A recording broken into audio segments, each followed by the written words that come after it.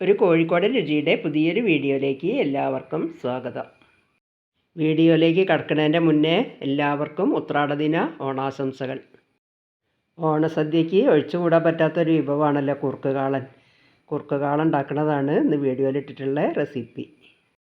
അപ്പോൾ ഈ കാളൻ ഉണ്ടാക്കാൻ വേണ്ടിയിട്ട് ഒരു പച്ചക്കായ എടുത്തിട്ടുണ്ട്. ഏത്തക്കായാണ് ഇട്ടെടുത്തത്. ഇത്രയും വലുപ്പത്തിലുള്ള 2 പീസ് ചേനേൻ്റെ കഷ്ണം തോലൊക്കെ കളഞ്ഞ് എടുത്തിട്ടുണ്ട്.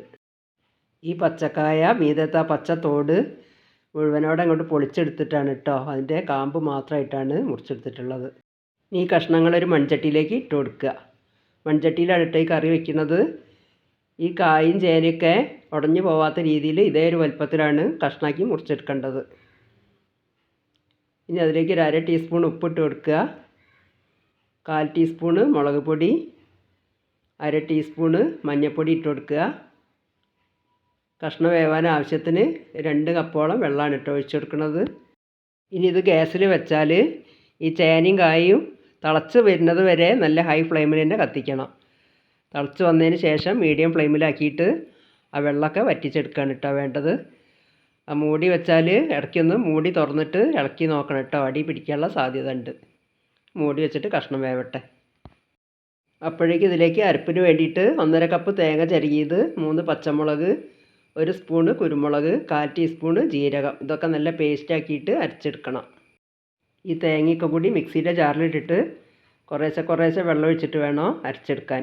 എന്നാലേ നല്ല പേസ്റ്റായിട്ട് അരിഞ്ഞ് കിട്ടുള്ളൂ. ഈ ഒരു പാകത്തിലിപ്പോൾ അരിഞ്ഞ് കിട്ടിയിട്ടുണ്ട്. ഇനി ആ അരപ്പ് ഒരു പാത്രത്തിലേക്ക് ഒഴിച്ചതിന് ശേഷം ആ ജാറിൽ തന്നെയാണ് കേട്ടോ 1.5 കപ്പ് തൈര് ഒഴിച്ചിട്ട് ഒന്ന് നല്ലോണം അടിച്ചെടുക്കുകയാണ്, കട്ടില്ലാതിരിക്കാൻ വേണ്ടിയിട്ട്. അപ്പോഴേക്കും കായും ചേനയൊക്കെ നല്ലോണം വെന്ത് പാകമായിട്ടുണ്ട്. വെള്ളമൊക്കെ വറ്റി തുടങ്ങിയിട്ടുണ്ട്. ഇനി അരച്ച് വെച്ച അരപ്പ് അതിലേക്ക് ഒഴിച്ചു കൊടുക്കുക. ഇതൊക്കെ കൂടി നല്ലോണം ഒന്ന് ഇളക്കി യോജിപ്പിക്കുക. ഈ അരപ്പ് ഒഴിക്കുന്ന സമയത്ത് ആ മീഡിയം ഫ്ലെയിമിൽ നിന്ന് നല്ല ലോ ഫ്ലെയിമിലേക്ക് ആക്കി വെക്കണം കേട്ടോ ഗ്യാസ്. ഇതൊക്കെ കൂടി നല്ലോണം ഒന്ന് ഇളക്കി യോജിപ്പിച്ചതിന് ശേഷം ഇതുപോലെ ഇങ്ങനെ ഒരു തുള്ളണ തള വരുന്ന സമയത്താണ് ഈ തൈര് അടിച്ചത് ഒഴിക്കേണ്ടത്. ഈ തൈരും അരപ്പൊക്കെ ഒഴിച്ചാൽ പിന്നെ തീരെ തിളപ്പിക്കരുത് കേട്ടോ. കറി പിരിഞ്ഞു പോകാനുള്ള സാധ്യത ഉണ്ട്. ഇനി കുറച്ച് ഫ്രഷ് ആയിട്ടുള്ള കറിവേപ്പില ഇലയ്ക്ക് ഇട്ടിട്ട് ഒക്കെ കൂടി ഒന്ന് നല്ലോണം ഇളക്കി യോജിപ്പിക്കുക.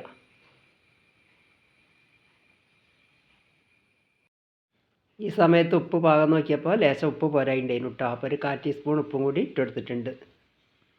ഇനി ഒന്നും കൂടി നല്ലോണം ഇളക്കി യോജിപ്പിക്കുക.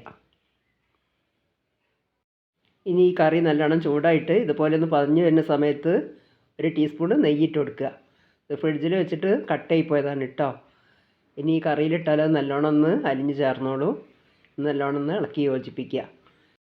ഈ കുറുക്ക് കാളന് നല്ലൊരു മണവും രുചിയൊക്കെ കിട്ടും കേട്ടോ ഈ നെയ്യ് ചേർത്തുമ്പോൾ. ഇനി ഗ്യാസ് ഓഫാക്കാം. ഇനി ഇതിലേക്ക് ഒന്ന് വറുത്തിടാൻ വേണ്ടിയിട്ട് ഒരു ചട്ടി അടുപ്പത്ത് വെച്ചിട്ടുണ്ട്. 2 ടേബിൾ സ്പൂൺ വെളിച്ചെണ്ണ എടുത്തിട്ട് ചൂടായപ്പോൾ 1/2 ടീസ്പൂൺ കടുകിട്ട് പൊട്ടിക്കുക. അപ്പം കടുകൊന്ന് പൊട്ടി വന്നിട്ടുണ്ട്. അതിലേക്ക് ഇനി ഒരു 1/4 ടീസ്പൂണ് ഉലുവിട്ടൊന്ന് മൂപ്പിക്കുക. അപ്പം കടുക് ഉലുവയൊക്കെ മൂത്ത് വന്നിട്ടുണ്ട്. ഇനി ഒരു 3 വറ്റൽമുളകും കുറച്ച് കറിവേപ്പില ഇട്ടിട്ട് അതും കൂടി ഒന്ന് മൂപ്പിച്ചെടുക്കുക.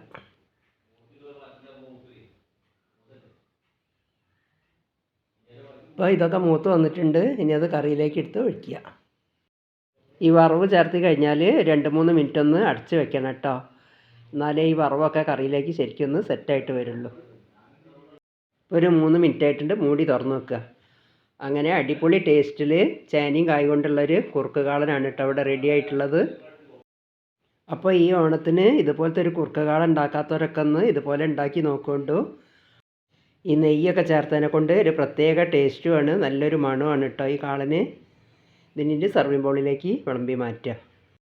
ഞങ്ങൾക്ക് ഇപ്രാവശ്യം ഭർത്താവിൻ്റെ ജ്യേഷ്ഠൻ മരിച്ചിട്ട് 25 ദിവസമായിട്ടേ ഉള്ളൂ. അപ്പോൾ ഓണമില്ല കേട്ടോ. അപ്പോൾ ഇന്നത്തെ ഓണ സ്പെഷ്യൽ വീഡിയോ ഇഷ്ടപ്പെട്ടിട്ടുണ്ടെങ്കിൽ ലൈക്ക്, ഷെയർ, സബ്സ്ക്രൈബ് ഒന്നും ചെയ്യാൻ മറന്നു പോകരുതേ. കമൻറ്റ് എഴുതി അറിയിക്കണേ.